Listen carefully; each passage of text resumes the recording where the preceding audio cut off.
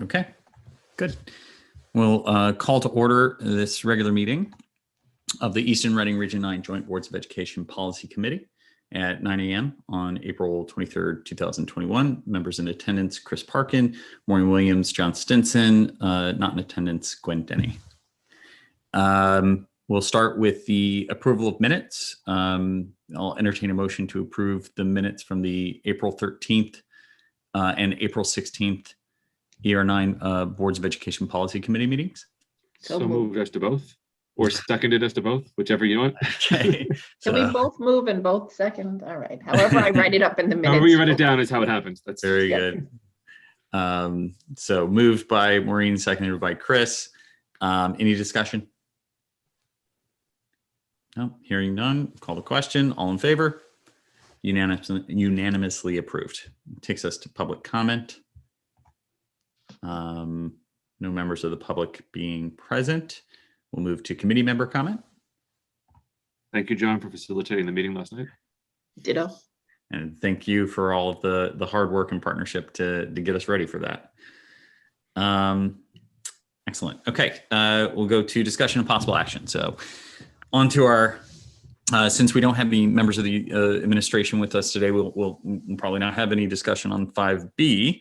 But on 5A, CABE model policy review, it takes us back to our sort of regularly scheduled programming of reviewing each one of the series in the sample policies that CABE provides. We have been in the last several weeks focused on the 9,000 series, which generally summarizes bylaws for individual boards. This is a sort of an extension of that work to say not how does one board govern itself, but how do these three boards, when we need to collaborate and work together, what are the sort of rules of the road, and how do we define or document the work that we do when we come together, and how we should be collaborating. So I'll share my screen. Sorry, there we go.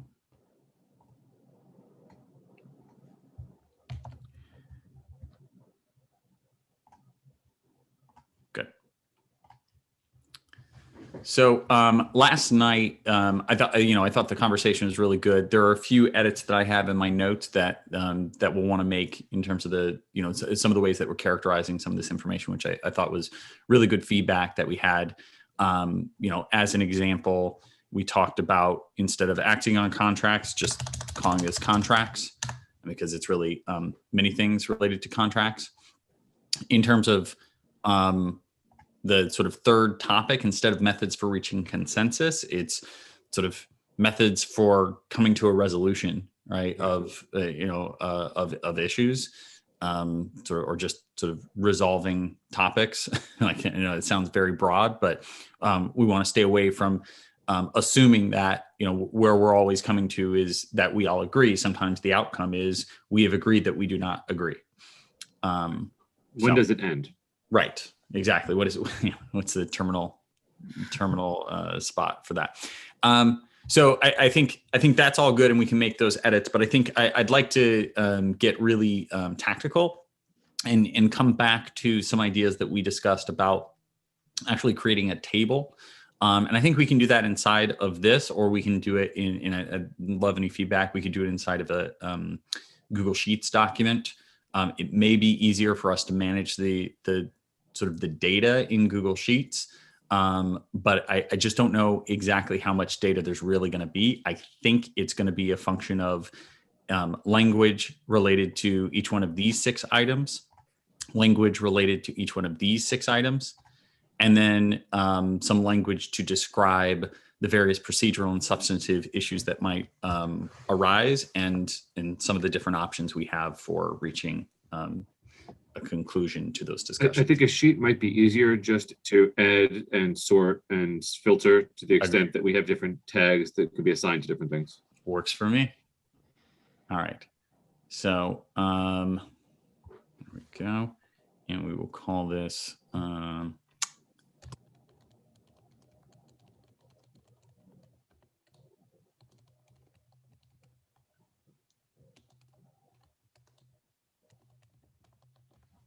Okay.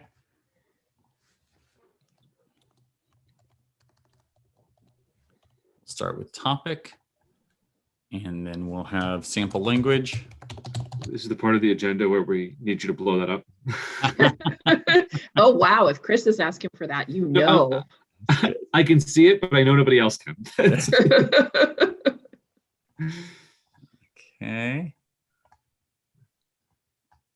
All right, and that will take us to, I think, if we grab these guys.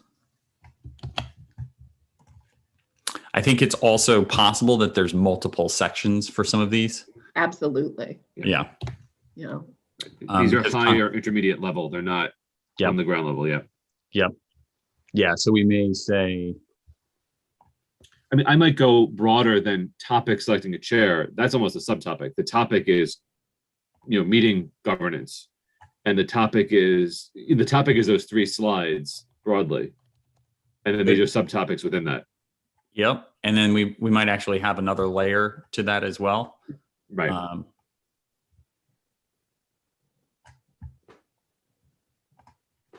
Would we consider this, is it all meeting governance? Is this You could- committee? You might even be able to subdivide that to meet some of the question or concern last night that they're different things, Right. and say meeting governance is purely the mechanics of the meetings. Committees have a little bit more nuance, so just call that joint committee governance separately. Right.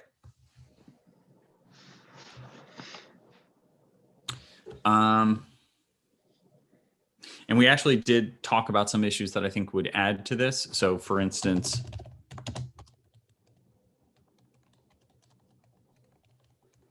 if we're talking about joint committee governance, the selection of a joint committee chair was one of the items that was raised last night. Intervals for appointments or reappointments or Yep. I was going to say review of Determining the committee charge, but Yeah. also intervals or review of member assignments. because it wouldn't be a terrible outcome to say that all committees are recharged on a biennial basis in the Right. January tri-board meeting. I Right. think that's totally a fair process, and it Right. makes everybody be aware of the charges. Right. Yeah, I agree with that. I could also imagine setting a regular, I can type,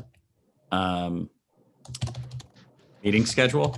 I think we did ourselves a real favor, and I think it was at your behest, Chris, that we set up a regular schedule for these meetings, and it just helps stay with momentum so that we're sort of actually meeting during those things, and also gives us the sort of the transparency with the public, like here is when we're going to meet and all that stuff.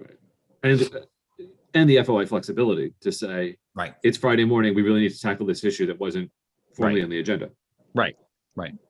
You're going to have to get buy-in to the idea that some of these committees need to meet more frequently than I think they otherwise have been, right? I think that you can say with reasonable certainty that most or all committees should at least meet on an annual basis. And even if that annual basis to set the next year's date, then it's a reminder that they serve a function, or maybe they don't serve a function at all as a standing committee, and we should reconsider whether they're standing committees at all. Yeah. Maybe the I doubt transportation before committee. we started doing this work, quite frankly, guys, the policy committee met weekly. No, they didn't. I'm not even sure they met annually. There was definitely a time when they didn't. Yeah. I mean, the Reading, I think the Reading Easton curriculum committees have a tendency to meet jointly for a variety of reasons. Had gone on a very ad hoc basis of, every 6, 12, 18, 24 months when there's an issue, there'd be a meeting. And also it's sort of my urging the Reading committee, I think both committees set a quarterly schedule for this year to make sure that they met, because there are curriculum issues that should be discussed and considered on a going forward basis, regardless whether there's an exigent circumstance, and it Right. allows And for the things just discussion get of those lost issues. otherwise, right? That's right. The urgency of something that could be and should be dealt with gets supplanted by something else that's a bigger problem. That's right. if you start looking at things from a very high level on a calendar basis, the way that board commitments fill everybody's schedule is crazy sometimes, Right. which is why these things always get pushed behind. But if you sit down and say, committees are going to meet at least quarterly or at least biannually, and here's the sort of benchmarks, and if the boards meet on these 3 Tuesdays, then that following Tuesday is going to be a standing committee obligation for, on a rotating basis, these committees or whatever it is. Yeah. Yeah, I also imagine that when we finish our work here, we don't need a weekly meeting. We could go to, a monthly, maybe even quarterly, depending on how well everything stands up. I think we start with monthly and see how it goes. I mean, if we get to the point where we're just reviewing updates from CABE, it's a Right. monthly or quarterly exercise, Right. and Right. I hate to tell you guys, I think we got a bit to go before we get to that. I agree. But the optimists in both of you Yeah. see that horizon, and I applaud them. we didn't say when that horizon was. We just said that there would come a time. I Well, you could see it, imagine. that's a good thing. I could imagine we can do that in this year, this calendar year, that we finish that process, and when we're setting the calendar for 2022, we're setting a monthly cadence. So Okay. That's my goal. I might right. add a number to that, but Yeah. All right. So I have questions about these 2 items, because what they're really about is the sort of 3 boards meeting jointly, coming to an agreement on a contract, or acting as the individual boards acting on committee recommendations. And a part of what we discussed last night is this idea that in most cases, except where it makes sense not to, committee recommendations should be coming to the 3 boards when they meet jointly. Yes. And so is this sort of committee recommendations, is it really a joint committee governance thing, or is it really a meeting governance thing? I think it's a meeting governance thing when it comes to acting on the recommendation. Right. I agree with that. I think that the joint committees, you can say, the members of joint committees have an ongoing obligation to apprise their boards of the work of joint committees. Yep.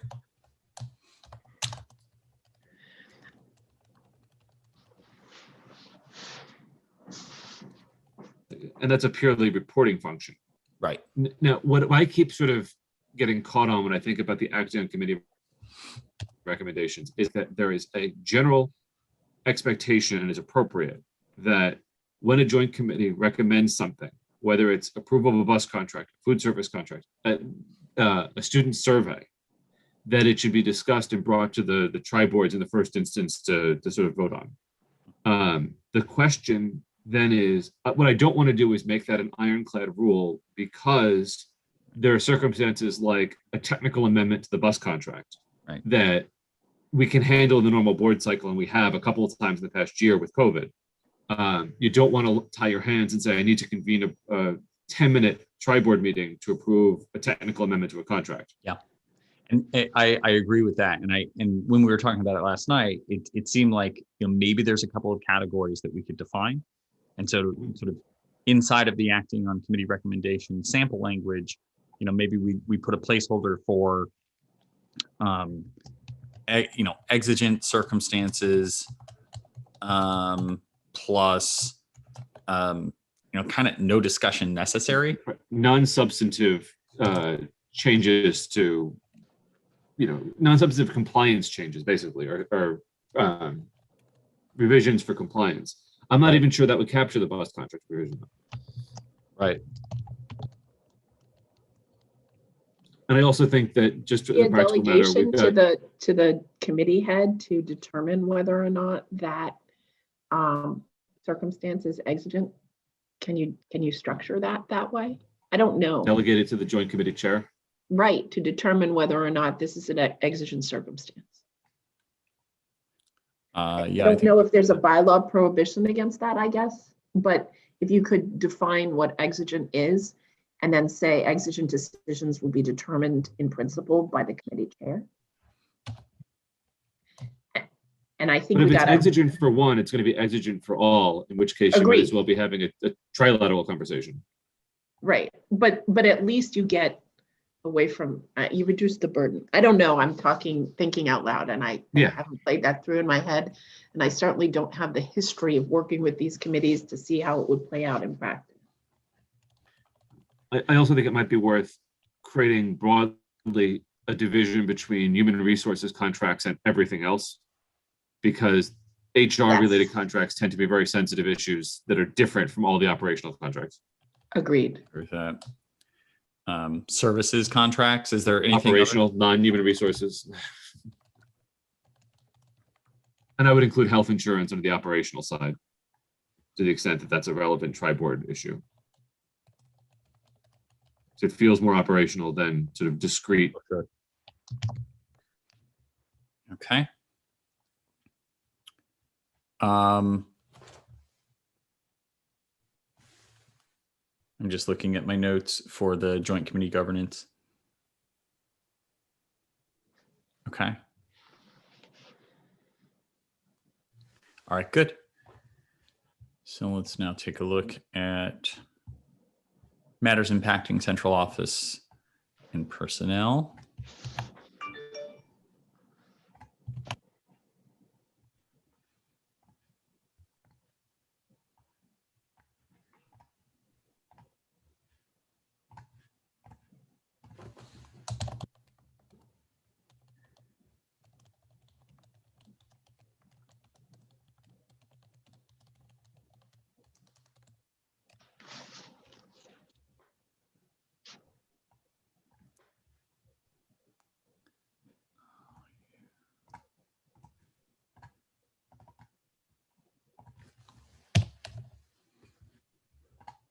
Two ends, right?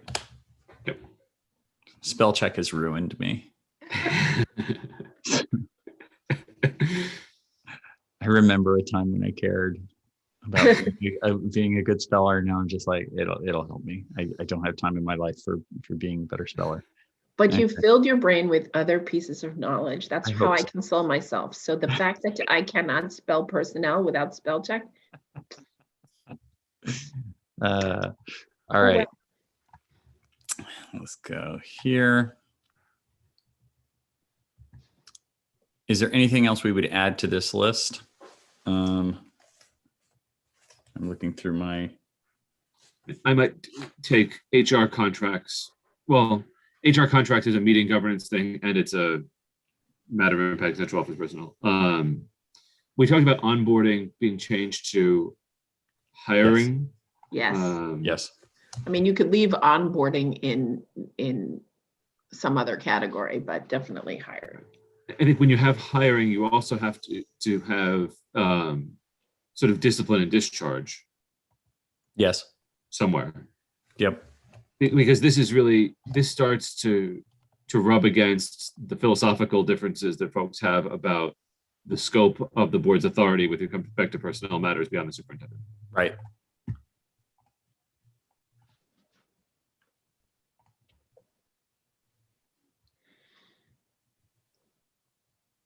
And I do think it would behoove the boards to come to a resolution as to the extent to which we're delegating or not delegating, because based on the conversations we had in the fall, there are some areas where there's choice and some areas where there's not. Yep.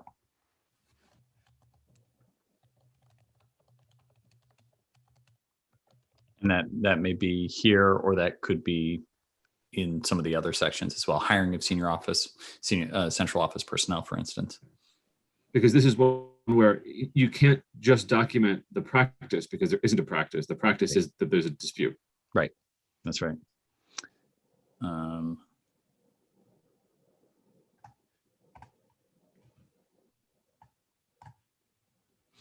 Okay. Let's grab the last bucket. Somehow.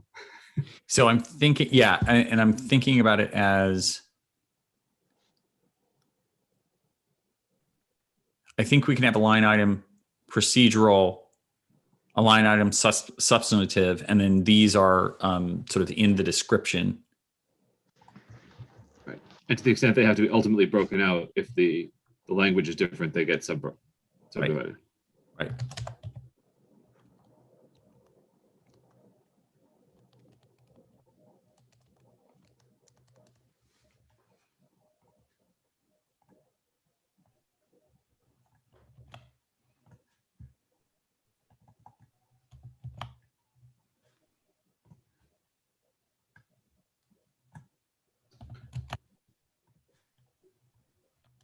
And then is the broad category here resolution of issues? Yes.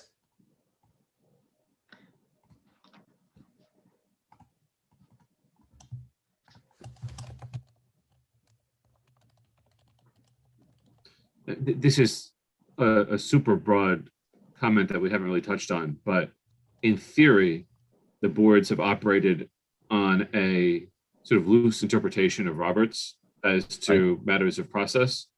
We're not obligated to follow Roberts or any other rules of process to the extent that we wanted to modify them or codify them separately. I think some of this starts touching on that.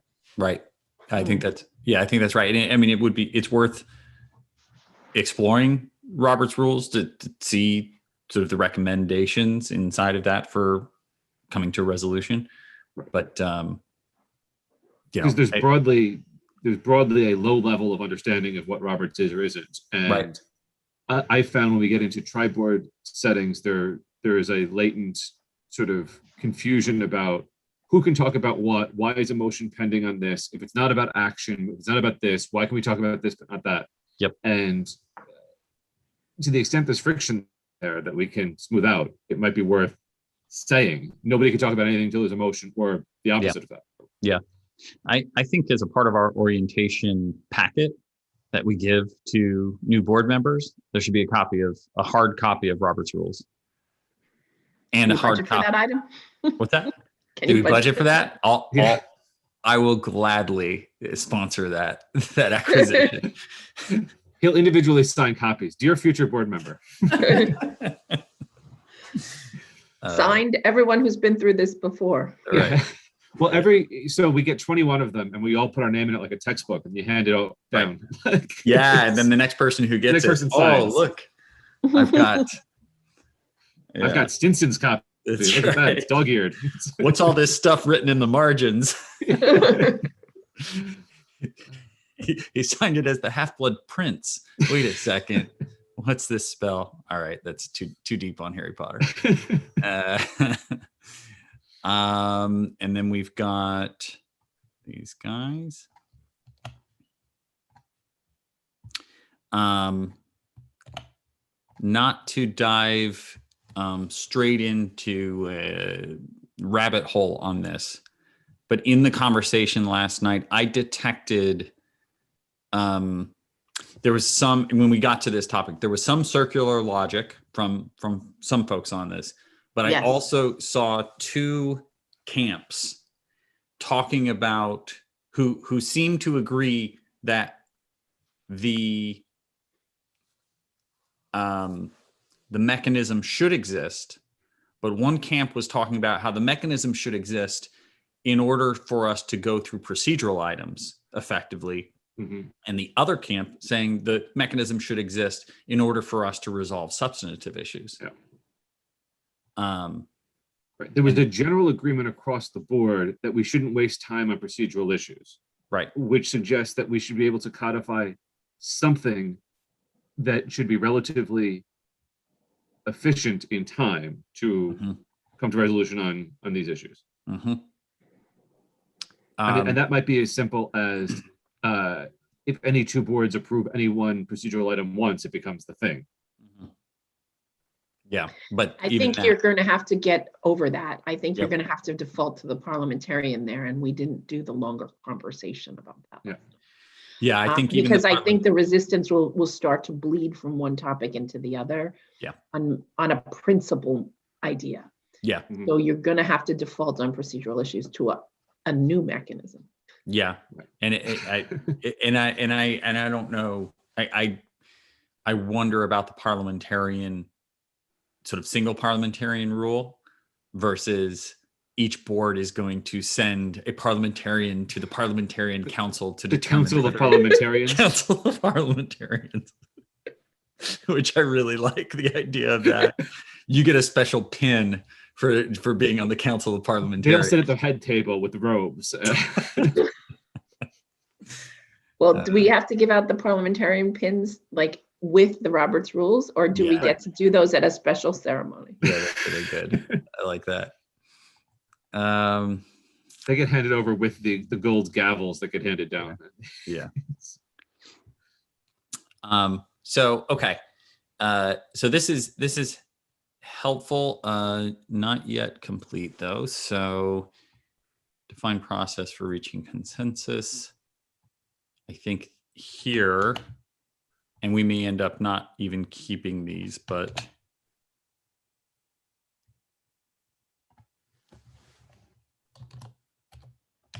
I think it's something like that. And these are each of these are kind of process options.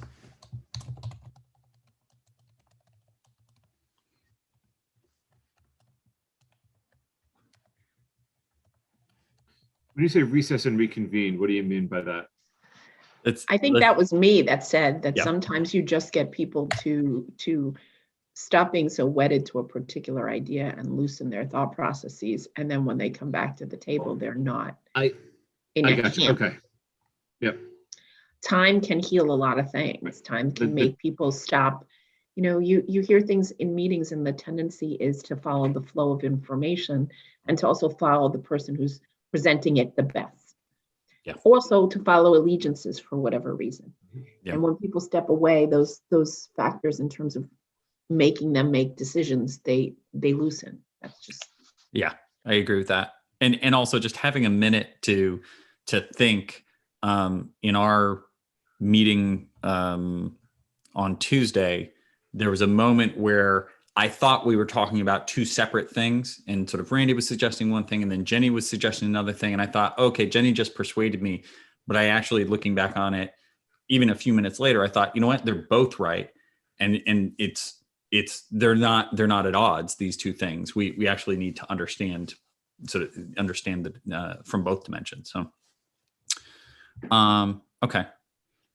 So 25 items. And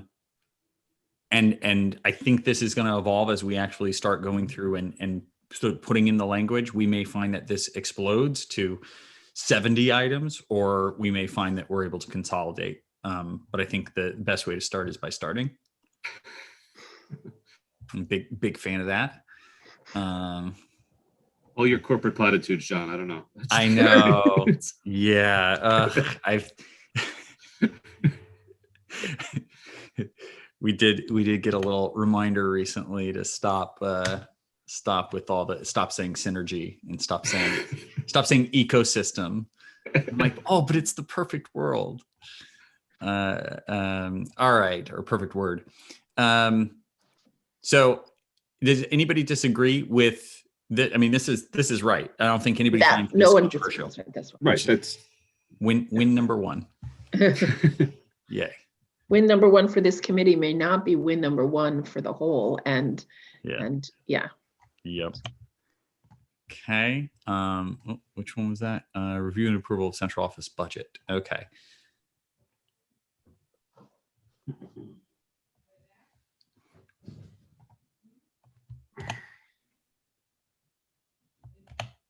I just want the text.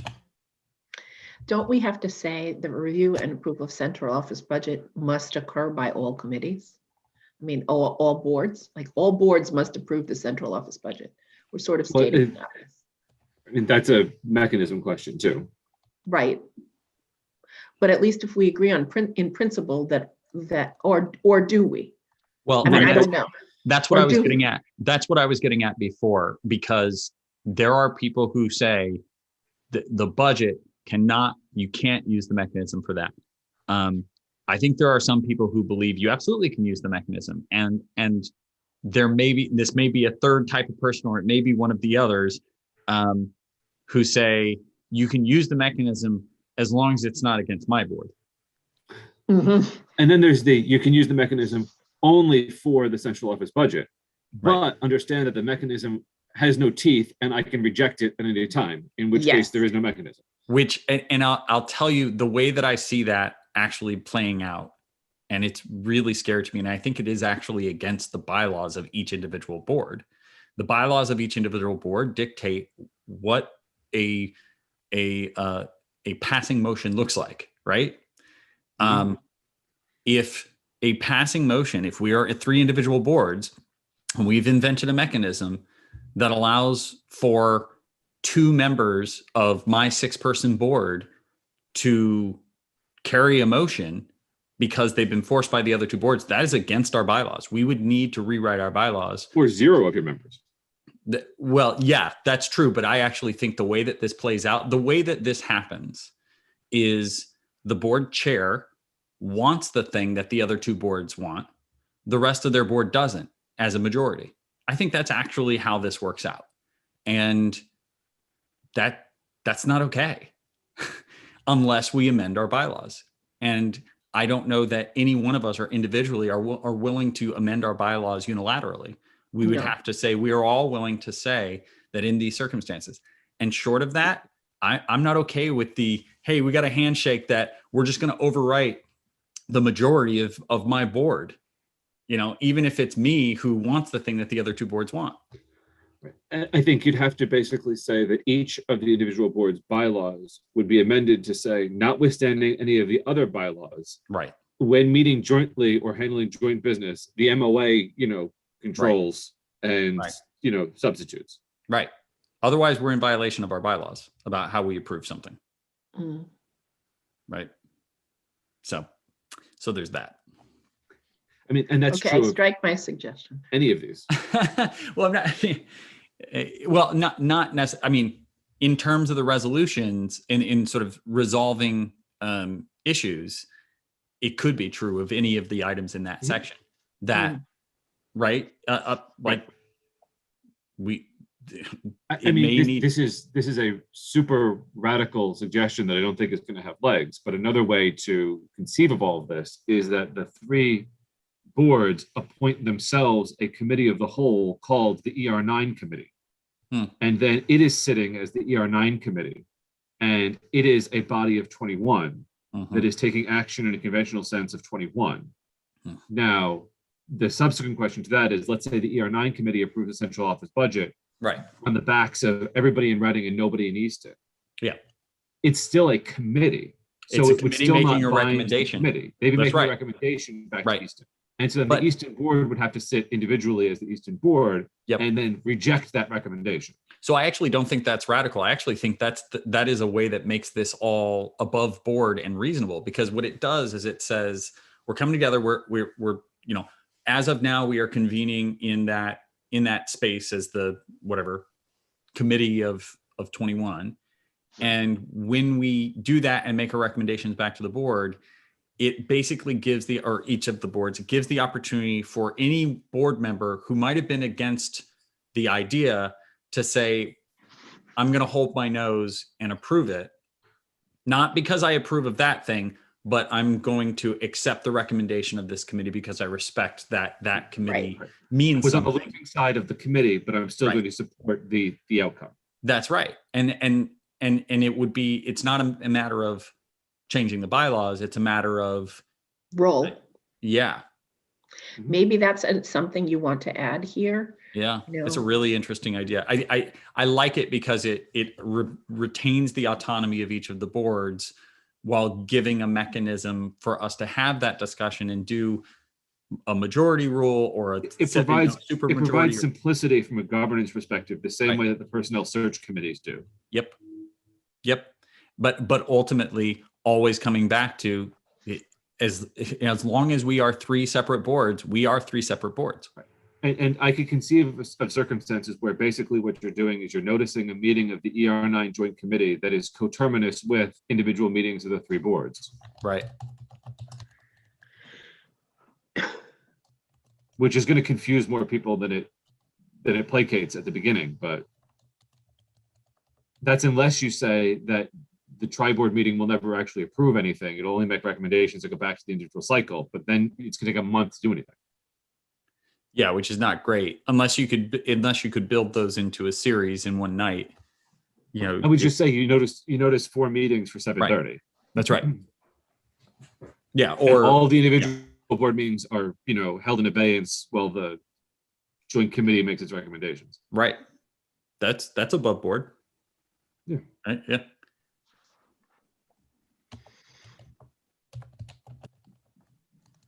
And I'm thinking in terms of Region 4, I think, has a supervisory board. because they have, I think, 5-member towns, and then they appoint members to a supervisory board, and the supervisory board does 75% of the work, and then the individual boards only act on discrete local issues pertaining to their elementary schools, I think is what's left local. Right. This, I actually think this makes a lot of sense. I think people are going to be confused about it, and they're going to think this is some kind of end run around the autonomy of the boards. Right. Absolutely. I hope people will go back and watch the video. This is coming out of me being totally uncomfortable with the idea of individual boards giving up their autonomy. As long as we are individual boards, our bylaws require us to be autonomous. It can feel like an end run, but it is almost the opposite of it. It's adding additional protection. That's right. While also allowing sort of recommendations to be made. Right. Okay. Well, so I think we need to get really clear on sort of how that works and make sure sort of people give it a fair hearing. But that could be really interesting. Okay. So let's see here. Setting an agenda. Do we want to start working through up here? I think in meeting governance, Mhm. I think you also want to add something about roles of board members. Okay. And this is coming out of your comments, because I think you want to make clear to people that they have roles in the whole and they have roles on their board, and they can choose to do exactly what you said, which is not always self-evident to people unless they've been doing this a while. They can choose to say, I'm supporting this because it's a committee recommendation, and I'm deferring to the expertise and knowledge of the committee. I think you got to get that out there, whether you get it out here or you get it out in an onboarding manual.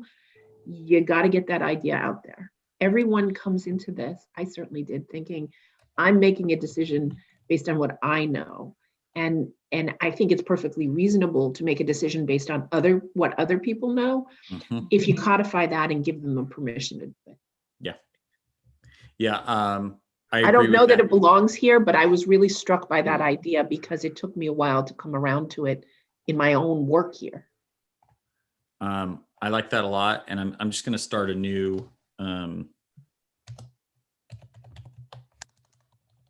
I think that it also speaks to culturally, we have 21 folks in different points in that journey as to where they feel that they need to make a decision based on what they can learn and understand versus what it is they're willing to delegate to the expertise of either administrators or committees that have been in the weeds on the issue.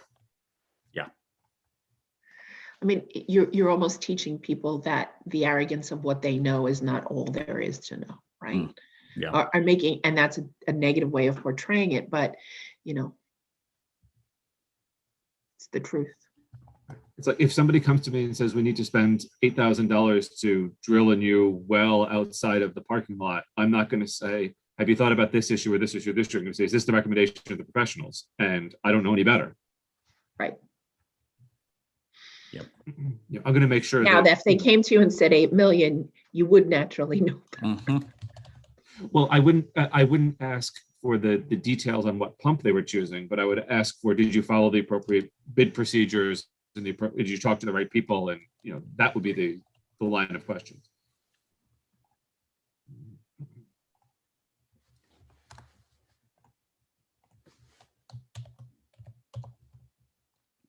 Okay.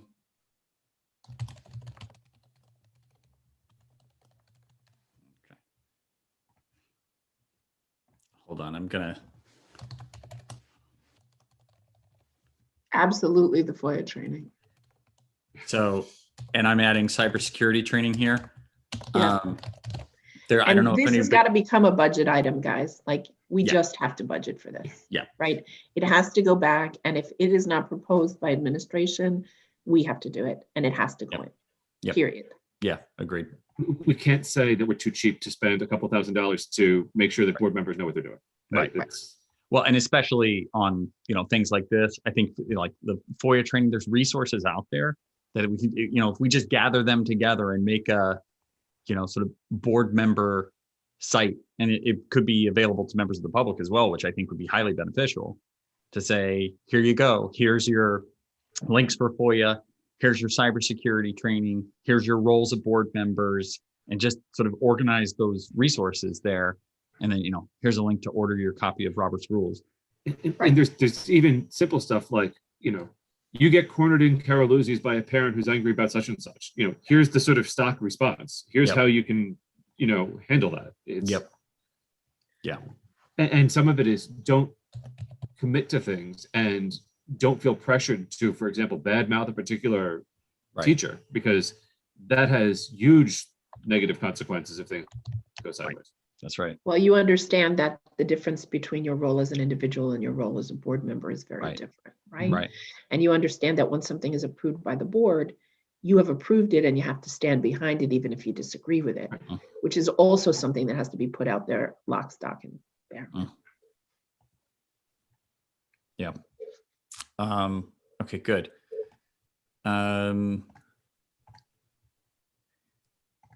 Setting an agenda. Is this 3 board chairs agree? Sounds okay to me. I think that sounds generally makes sense. I can think of a time in the past year and a half where we had dispute as to 1 or 2 of us wanted to add something, but it didn't get added. So is it any one of us who wants something on the agenda gets it on the agenda? Right. That's sort of the question. Or any 2 that want it. Either the chair of the tri-board or the other 2 seems like if you assume that the chair of the tri-board has the same sort of default chair responsibilities, then they would have agenda control. But I don't know if that even applies here. Yeah, I think if we're sort of going back to the principle, it's 3 boards meeting at the same time.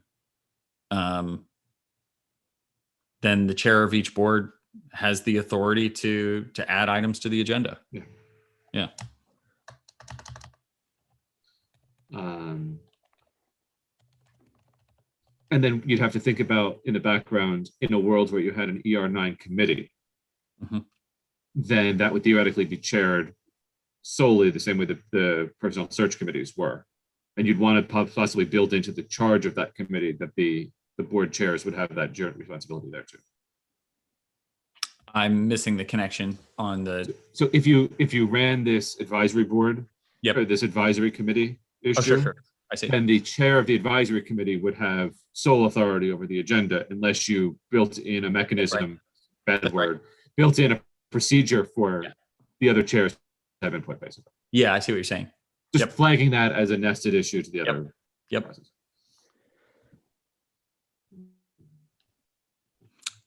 Do we want to provide a little bit more detail here specific to timing Yes.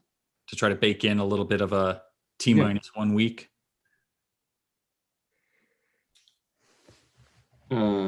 Is that the custom and practice, T-1 week? There is no custom and practice. There's no The custom and practice is agenda needs to be posted at least 24 hours in advance. Let's start scrambling. That's right. Okay. Well, was T-1 week too long of a time frame then? I might even go back out and say that board members who wish to have agenda items on the tri-board shall advise their chairs at no later than T-7. Administration T-5, and then sign off T-3 or some, back it out in some way. Because what you don't want is on the day before, there are 400 issues that people want to have, and you've got to negotiate down to an agenda that's going to keep it within. I agree with all the process that you're laying out there, but I think in the interest of starting with just what is the process today and getting clarification, I think it's probably good to stay away. It's probably good to stay away from the recommendations about timing. Because then you're into regulations, basically. I think that's exactly right. Yep. This is the pure policy, and then the regulation is how we carry out that policy. That's column D then. Yeah.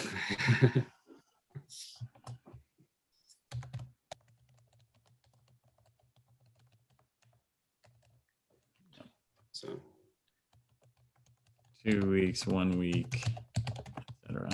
Okay. Recording minutes. The Is it- secretary of the board that is chairing the committee shall be responsible for the minutes. I have a sort of nagging question about this, which is that there are times where the tri-board minutes have inaccuracies that relate to comments or actions or whatever it is. And when the tri-board minutes are reviewed individually by the three boards, they end up getting revised differently across the three boards, which is probably okay since they are three boards meeting separately, but they create three different records of the same conversation, which is a little bit weird. So I don't know whether that suggests that tri-board meeting minutes should only be approved at tri-board meetings. But I would be okay with that. I wouldn't, I don't think that that's necessarily something that people are going to die on that hill. In fact, it may be a good hill to begin to introduce why you want these procedures to be jointly agreed upon. So I think you can say that. Okay. Secretary of the board currently chairing shall be the secretary of joint meetings.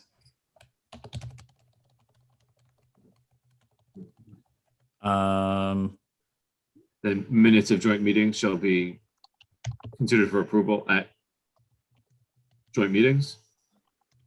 I'm always pressure testing these. And so the thought I have is there's one issue, the healthy food certification question that we tackle every spring. We're required to file with the state the minutes of the meeting in which we enact it, as well as the minutes of the meeting in which we approve those minutes. Oh boy. This is what Scott told me last year. It was like nonsense. And so I just want to make sure that if we get into that, we're prepared for that that circumstance. And it might just result in that one weird discrete issue gets handled in individual meetings as opposed to jointly in the first instance. Like we don't need to do the EDO or the food certification thing jointly, Right. necessarily anyway. Right. What's the time frame for filing these minutes? I think it's on a. I think it's conventionally it was a bit of a fire drill last year because I think we had to do it in June. Okay. And so conventionally it was we meet in May as a tri-board, we adopt it. In the June cycle, everybody approves the minutes and then they get chipped off the hard. If I'm remembering this correctly.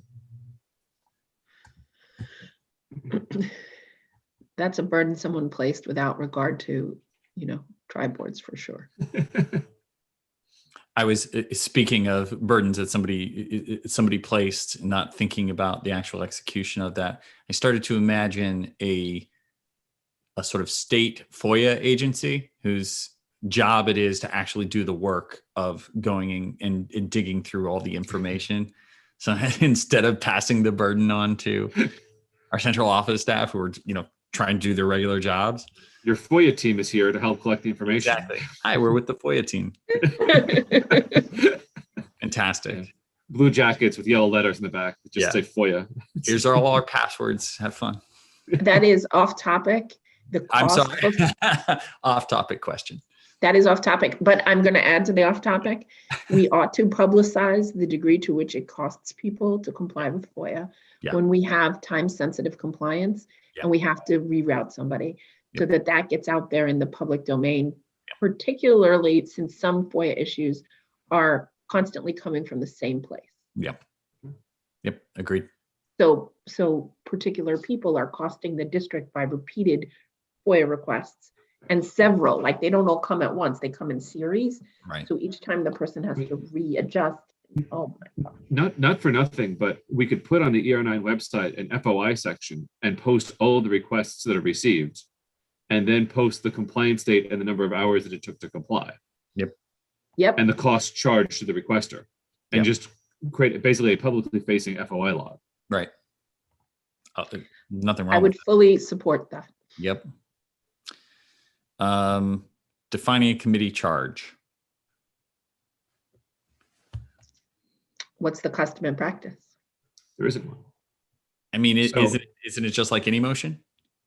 Well, I mean, yes and no. Let me to walk this back a little bit when we talk about charging joint committees, and we've done that a handful of times in the past 2 years. we charged an ad hoc personnel search committee through motion. We charge an ad hoc central office committee through motion. We charge this committee through motion. We created the DEI committee through motion and delegated to them drafting the charge, which they brought back, which was then approved, which is a different methodology. Then there are charges for individual boards, committees that have stated purposes and membership and things like that, that are standalone documents that are approved, which are more structured than at least the recent joint committees that have existed. And so I think it would be a good practice to say that a joint committee charge shall consist of the following elements. Yeah. The makeup of the membership, the scope of the responsibility. For an ad hoc committee, the reporting deadline. For a standing committee, the meeting frequency, or basically set out the bare minimum framework and use that as a template across the board. And if we're going to set out an expectation that on a biennial basis we're recharging folks, those can be amended in that meeting. I just went through this in Reading and basically took the Region 9 charges as a template and put language around it for all of our standing committees, because nobody could find charges for them going back years. So Right. They exist now. And most of those, and when you say that many of the committees have been charged through motion, that's why we don't have a physical document somewhere that articulates the charge. Document is the May 2020 tri-board minutes, where it says there shall be a joint negotiating committee which shall do this, this, and this. Right. And I think it even said, and it's made up of this many members and whatever. But to the extent that that is a standalone document, I think is good practice. Yep. I think you can accept that in a tri-board meeting, there might come a time where the creation of a committee makes sense, and you can move for the creation of the committee, but it would be then subject to the approval of a charge at a subsequent. Right. So membership, is mission the right word? How do we describe the important elements? I don't want to say it's scope of authority to a certain extent, but Yeah. Okay. Anything else? And I want to be careful about the word authority, because they are advisory only. Right. And authority is going to. Right. There you go. Scope of advisory authority. Yep. Outside of that, in the membership, what else? Reporting for requirements. Meeting requirements. And if it's an ad hoc committee, sort of any deadlines or expectations.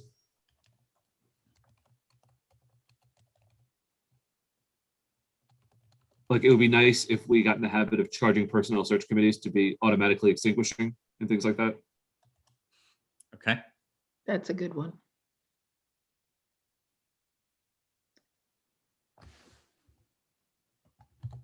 Anything else?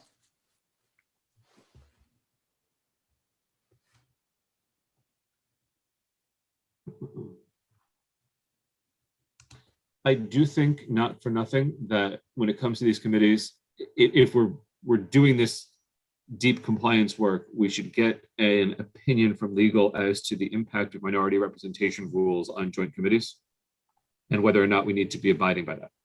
Yep. Explain what you mean. I mean minority representation with public agencies, in as much as there can only be so many members of one political party on a committee. Okay. Okay.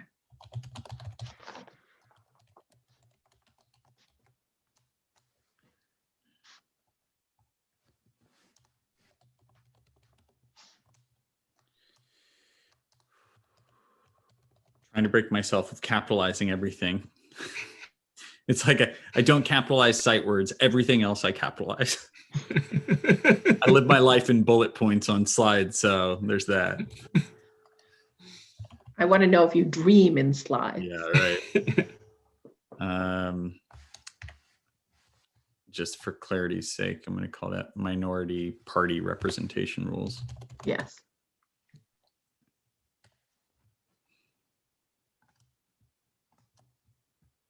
Because and part of where this gets wonky is the Easton and Reading boards are bound by minority representation. The Region 9 board is not. So in theory, the Region 9 board can be made up of entirely one committee or one party. So as a result, all of their committees could be one party. Right. It's a And as really a result, valid question. Yeah.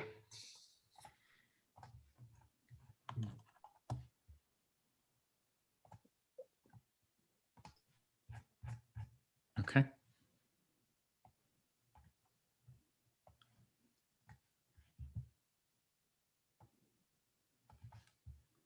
Just going to consolidate stuff a little bit here so we can see everything. And we have about 4 minutes. This is really good progress, and I'm very glad we did this in Google Sheets, because that's exactly it, right? It's like, oh, look, a new dimension, a new dimension, a new dimension, instead of messing around with tables. Just sort and resort. Yep.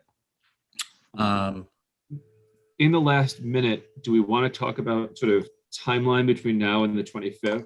Yeah. And if we're going to target another evening meeting for feedback, we should. I think we Squat. got to target another evening meeting. I think that's Get it without a scheduled. doubt. We should And I squat think on we a have date, to though. target another time to finish this before Yeah. we do that. Yeah. Yeah, no, for sure. And I think depending on how much progress we think we can make before, in sort of our next Friday meeting, and I would say that next Friday meeting should be our sort of bellwether for how far through this we are and whether or not we think we need interim meetings, Right. or additional meetings. Mhm. So we're saying the Thursday before May If the 20th. tri-board is the 25th, the Thursday before is the 20th. Mhm. I was just trying to keep on the same calendar as we just used now with the Thursday, but I'm not bound to it. That week, the 18th is a Region 9 meeting. The 19th is a DEI task force meeting. The 20th is open at the moment. Okay. I don't love Region 9 DEI people being Right. 3 meetings. 3 in a row. Right.